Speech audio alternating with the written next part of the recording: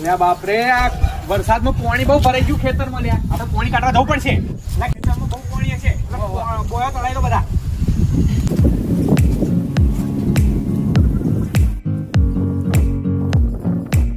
એટલે પાણી બહુ ભરાઈ ગયું, આપણો પાક બગડશે.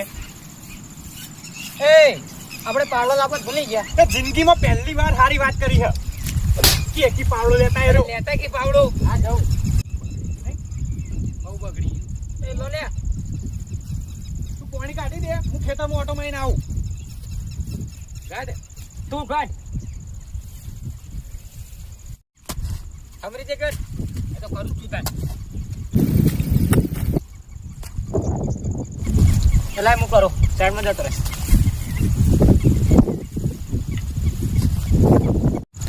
તમે કોમ તો બહુ ઝકાસ કર્યું હો.